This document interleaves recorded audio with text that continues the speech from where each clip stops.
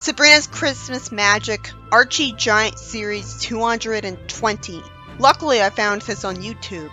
Sabrina uses magic to summon gifts for her friends. For once, we see her doing the Christmas shopping the smart way, when I'm used to stories where she insists on the mortal way. Hilda's not impressed that Sabrina is celebrating a mortal holiday. Sabrina magically wraps the gifts and decides to go outside and see what's going on. She greets Veronica, who's excited that she's knitting a sweater for Archie, but hates how much work it is. There's no implication that she sucks at knitting, like the 70s cartoon implied. She walks away smiling as she says that she's got to get back to her knitting. So, did she just go outside to take a break? Sabrina wonders why she'd be so happy over so much work. She sees Jughead carrying heavy stuff and worries about him, wondering why he's doing a job he hates. She wonders if he needs money that bad. Jughead says he needs money for a fishing rod for Archie he's wanted all summer. Jughead needs more moments like this, where he cares about something other than food. I like him at times like this. You need a character to be about more than just one thing to actually care about them for long, because then they feel like real people. Speaking of that, it's good that Archie cares about fishing. It shows up so rarely that it's not something you think about when you think of him though. And it just makes Harvey even less original because Archie likes fishing too. I think the only thing Harvey's got going for him that's completely unique with the Archie characters is that he's a fan of science fiction and believes in vampires. Sabrina thinks it's crazy what Jughead's doing. It's out of character because she'd know how it feels to want to help someone and give them a gift. She's unhappy about all the phony cheer and finds it refreshing that Archie looks sad because he's being honest. He complains that Betty turned him down for a date and wonders what's wrong with him because she never does that. Fortunately, it's explained. Betty had to take a babysitting job to get Veronica some gloves she admired that she's rich enough to buy herself or get her father to buy without any trouble. Veronica doesn't even treat her well a lot of the time. And why can't she agree to the date anyways? Wouldn't she be so desperate for a date that she'd tell Archie to help her babysit? Why wouldn't she have told him why she was turning him down? I guess it'd be smart of her if that was an intentional ploy to get Archie to want her more. It seems like that'd be the kind of plot that a Betty and Veronica story would have. Sabrina's naturally confused at Betty's behavior and goes home to waste time telling Ambrose what we already know. She wonders what Veronica would need another pair of gloves for. Wouldn't she know why Betty would buy her a gift? To show her friend that she cares and because it's Christmas? Hilda's the one who should be given this message. Hilda's the one who should be confused. This is just portraying Sabrina as out of character. Ambrose says Sabrina seems to resent her friends' happiness. She doesn't respond to that for some reason. She wonders why she's not giggling and grinning. He tells her the fun is in the sacrifices made to get those gifts. He explains that if you're rich, what's the big deal if you give a yacht away? It'd do nothing for you. Betty did a big sacrifice. I agree with Sabrina though.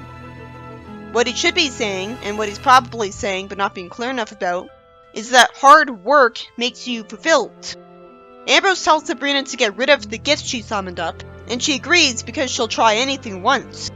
I knew it was too good to be true. I was hoping it'd last and be the norm because it's really early in the series. Sabrina's told to not tell Hilda he said all of this. So Hilda wonders why Sabrina's knitting some socks for Jughead. And the story ends with Hilda wondering why Sabrina's smiling. I'm not, but it's clear that the end of the story is the only point where Sabrina was in character. It should have been Zelda saying all of those things, not Ambrose. Even in the little Sabrina stories, it's clear that Zelda is a nice witch who's usually happy with how Sabrina is. In the next story, Sabrina loves all the excitement and shopping in a mall, and Hilda complains that people are nuts trying to outdo each other with love, and says she loves mischief, jealous of their happiness. Hilda says this runaway sled is gonna scatter Christmas gifts from here to next week. She casts a spell on a sled, or she summons it out of thin air. It turns out that's what she did actually. Then there's a pop and zoom sound effect, and a kid offers to carry someone's bundles. Hilda wonders where that kid came from. Huh? The lady thanks the kid, and a cinder block seen in the air. Hilda says she zapped an empty sled to run into a fat person, and she wonders who put a kid on that. I'd like to know too.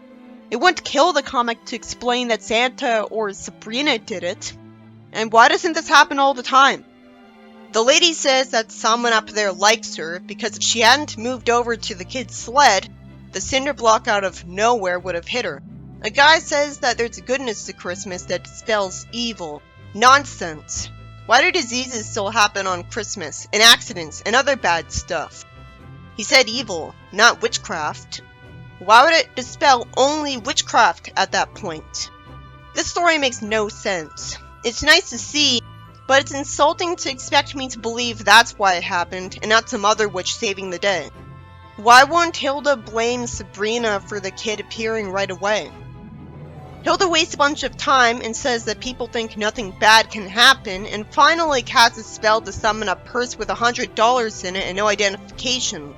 Sabrina says that's wonderful and someone will be very happy. Hilda says 2 people are gonna find it at once and fight over it. One of them would still get money. And 2 women grab it saying it's theirs. Luckily, the 2 people offered to each other because it's Christmas. Then a guy shows up telling them to look in the purse and says it's their Christmas double giveaway trip to Hawaii for 2 families. He somehow doesn't comment on Hilda saying that wasn't in her spell. Hilda says someone's messing with her spell. Why in the world would this not be the case every day then? Why only care enough to do it on Christmas? How could this be the case everywhere in the world at once when there's too much territory for one person to spy on? Wouldn't it get boring spy on all the territory? It fortunately cuts ahead in time without showing us Hilda telling Ambrose everything that happened again. Ambrose wonders if Hilda's losing her touch, which wouldn't make sense of him to think, and he wonders if she's getting soft in her old age. He's trying to make her think she's worse than she is when he should know her better than that. I'm suspecting that he's the one who ruined her spells now. And that better be the explanation, which would be consistent with him being level-headed and good sometimes. Instead, Ambrose decides to go out and see what he can do. He doesn't make sense as a person either, because he calls a mall Santa sleazy for collecting charity money and starts a fire on his money. He's usually not just like Hilda. So this story has lasted too long. We got it when Hilda was doing stuff. Predictably, the story figures out a way for that to backfire. He had a bunch of pennies, and the fire melted them to a golden brick. That's magical. If it was scientific, people would be making gold that way all the time. Why isn't anyone accusing Sabrina of doing this? The story ends with Sabrina saying that the magic of Christmas is more powerful than anything witches could do. If that was always the case, then they'd have known about that already for centuries, instead of wondering if this is the end of them, when it's only the case for a small part of the year, for no reason. That wasn't even always celebrated. I can only assume that a witch cast a spell so that this was the case. It could be multiple witches at once to overpower one witch's spells consistently. Even then, what took so long? I know what the story's implying, but it makes no sense when you think about it. In Swift Gift, Betty says she missed the mail pickup, and she wishes this Christmas card of hers would get to Archie's on time. Why did she wait until the last minute? How's she that busy? She's just a teenager. Sabrina says in front of her that she'll grant Betty's wish, and somehow that isn't questioned by her. She casts a spell, and somehow a mailbox falls on Archie when he's in his bed, when that's not what Sabrina would want. She'd want the letter to show up alone. Why would she trust spirits to interpret what she wants, when she's usually casting spells without trusting the task to spirits? He doesn't look like he's in pain, so I guess it's just enough above the blankets to avoid crushing him. But he'd have a hard time getting out of the bed. In Fine and Dandy, Sabrina tells Harvey that the librarian told her to remind him that he still has a book of theirs. Harvey says he's forgotten all about that book, fortunately showing some relatable regret. He wonders if he owes a big fine, and Sabrina says they're naming the new wing after him. I heard that overdue library book fees actually max out at a surprisingly low price. They don't tell you that to incentivize you to return them. But I think that's the wrong idea because it just causes people to avoid returning books that were overdue for a long time because they want to avoid a huge fine, which makes the books never come back and causes people to not come back to the library. It'd make more sense if Sabrina was just messing with him to get him to return the book. She could always zap up money for him. Or better yet, gold. In Home Tomb, someone tells Jughead's dog to go back into the doghouse where he belongs, because Jughead's mother doesn't love the dog enough to let him stay in the house. Gee, if his mother's like that, no wonder he started resorting to comfort food. I don't know, maybe she's allergic to that dog. But couldn't she take allergy medication? The dog wishes he could live in a nice big home. Sabrina sees him over the fence and assumes he's wishing for a bone. She says that as a Christmas gift, she'll give him whatever he's wishing for. Even though she didn't know what he wanted, he gets a huge doghouse that Jughead wants to tell his mother about instead of a bone. I guess her magic read the dog's mind for her. Too bad the story ends there. I guess they'll assume someone passed by and made the doghouse big the natural way without him noticing.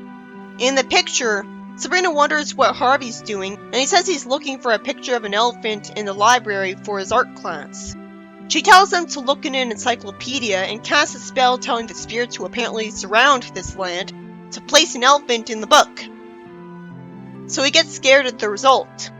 Again, why did she trust the spirits to do the spell when she's fully capable of using magic without directly asking them for help and hoping they'll understand?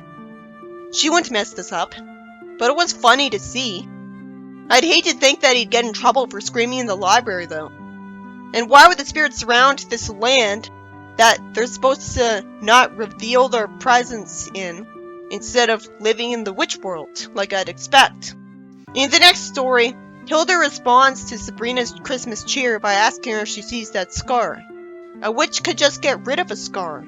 So why didn't she? Because if a witch could summon anything, then they could summon skin, so they could heal wounds.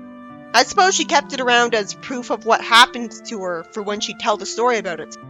She says that on Christmas Eve, in a blinding snowstorm that she could have used magic to get rid of, she ran her best broom into a couple of reindeer that she conveniently knew the names of. She tore her wrist on one of the jingle bells. She could heal the wrist and the broom immediately, but it'd still be a traumatic experience. But she could make herself forget about it, so why didn't she? She wouldn't still be hung up on it then. She wouldn't have told her. And somehow Hilda doesn't know who Santa is. I bet she knew in previous stories. That's annoying. She's lived on Earth for her entire life, and for hundreds of years. But to be fair, she doesn't get out much.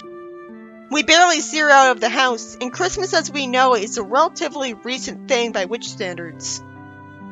But you'd think she'd learn about it from TV. And Sabrina would have already known that she knew about Santa. She would have been with her when she'd see him on TV, so she wouldn't buy it if Hilda was lying that she didn't know he was. This would only make sense in a parallel universe where the family just moved to Earth. Hilda says that obviously he's a warlock. She denies it, and she ends up mad about what Santa does and plans on reporting him so he'll lose his card. She forgets his name, too. If he was a warlock, he'd have already been reported on tons of times by now. She sees a mall Santa outside and tells him she's putting him on a report for his good deeds and says his reindeer and him will be grounded. And then the sky will be safe for the rest of them. The guy yells at Hilda, causing her to magically get blown away somehow. Maybe he is a warlock. He says it's tough enough being jolly in this weather without a nut like her and tells her to split. She's love-struck because he was so forceful. And the story ends with her happily decorating the tree singing a song, and somehow even Della doesn't know Santa's name, or pretends not to, and is somehow happy about this uncharacteristically. What a confusing story. Won't Hilda usually be mad at someone for being mean to her? In the next story, Sabrina hates how much snow there is around her and is glad she's able to surround herself with a heat shield, or she'd look like someone who's somehow completely covered in snow from head to toe and is just walking around not caring. He would have immediately gotten rid of the snow in his face. How can he breathe? Is he actually a weird creature? It's actually Harvey, who of course wonders how Sabrina's got no snow sticking to her. Sabrina would have been asked this so many times by now and given up on it. He's not happy that she's keeping secrets from him, and she lies that she's just hot-blooded.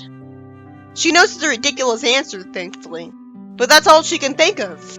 And she's smart enough to know it's ridiculous and hugs Harvey, and fortunately thanks to her spell instead of saying it. It's sweet to see her hug him. If she hugged him constantly, that would take advantage of them being boyfriend and girlfriend. She asks his snow melt, and he says nobody's gonna believe this. Then there's no excuse for him trying to tell people about it. Sabrina tells him no, so there's really no excuse. Sure, it's convenient for Harvey that she doesn't think to brainwash him into not blabbing about this. He goes into Pop Tate's to tell them the news. Their friends don't believe him, and Harvey tells his friends to go outside of Pop Tate's and get snow on them. Sabrina tells him to drop it. I get him wanting her to help her friends by taking advantage of Sabrina.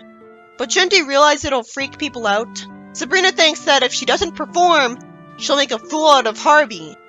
And she fortunately does hug her friends to melt the snow on them. This is much nicer than her not using magic to gift wrap gifts quickly and embarrassing Harvey as a result. Archie uncharacteristically calls her baby, and Veronica says that Sabrina's gonna make all of the other girls in this town an outcast. She's paranoid. Wouldn't she be confident enough in herself as a rich, pretty girl that she wouldn't despair this quickly? Is she secretly insecure and just hides it by being mean? Betty says Sabrina's unfair competition. Sabrina could easily erase their memories. They know Archie only wants to date Veronica, right? Veronica says they've seen enough, and tells the boys to march because Sabrina's a bad influence on them, when all they did was act thankful that she got the snow off them. I wouldn't expect them to be so ungrateful. And Betty shouldn't be acting just like Veronica here. That's out of character. Harvey says people just got jealous of her. He says she's gonna be a sensation the whole winter, and wants to find more kids to demonstrate her power to. At least that'll help kids. She tells them to just go home, and at least we don't see him respond negatively to what she said here. But can't she just tell him that she doesn't want to be on the news? But she couldn't tell him what she's so concerned about without explaining that she's a witch, who has to hide her power as a result. Couldn't she just tell him that she doesn't want to get studied by scientists from news spreading? The story ends with Sabrina going home covered in snow and crying because she used enough spells for one day. This would only make sense if she actually ran out of magic. The first story has Sabrina be completely out of character, although it takes a while to notice it.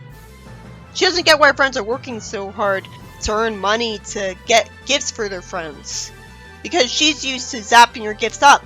Most of the time I'm used to her buying Christmas gifts. I guess it's nice to see this as an origin story for why she started Christmas shopping the mortal way. And it explains why she starts taking babysitting jobs. I doubt this is canon to 70s comic, but still. It would have been a lot more in character for Hilda instead of Sabrina. I knew it was too good to be true when she zapped up her Christmas gifts, so of course she was told to zap them away. But at least she wasn't ordered to, she just agreed to it. In the second story, Hilda acts like a nonsensical cartoon villain wanting to cause mischief at the mall near Christmas. So that's confusing. It's in character, but never makes any sense.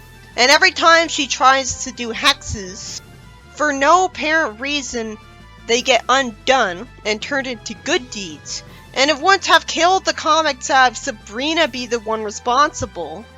It just doesn't make any sense, because why won't this be all year if someone up there cares that much? Why would it only be around the time of Christmas? Not even on Christmas. I'm pretty sure this isn't Christmas because they wouldn't be Christmas shopping on that particular day.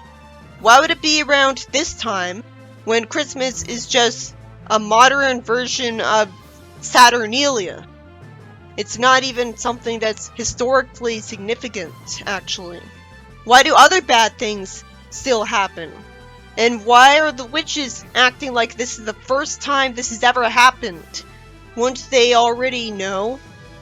This would only make sense if this was a parallel universe where they just moved to Earth. And after a bunch of charming comedy pages, there's a story where Hilda doesn't like Sabrina's Christmas cheer, and she's all hung up on something that she would have made herself forget about, and gotten rid of the consequences of. And somehow Hilda doesn't know who Santa is, which contradicts a lot of the previous stories in the franchise. So she thinks Santa's a warlock, and yells at a mall Santa trying to collect charity money. But then she gets respect for Santa because he yells at her. But normally people hate people who are mean to them, regardless of whether they somehow want people to be mean. It's good for her to get caught up in Christmas cheer instead of being a cartoon villain. And then there's a story where it's kind of like the story where Sabrina had a shield around her to protect her from snowballs. Again, it wouldn't make sense for her to even bother with surrounding herself with a heat shield so she wouldn't get snow stuck on her, unless she just moved to Earth. Because she would have had this problem when she was a kid if she grew up on Earth. She would have learned the lesson that people would discover that snow doesn't stick to her and want her to melt the snow on them a long time ago. I feel sorry for her because she should have her magical solution, but she can't even get that because people would notice that there's no snow on her. And she could have easily brainwashed Harvey into not wanting to blab about her secret and get her to melt other people's snow.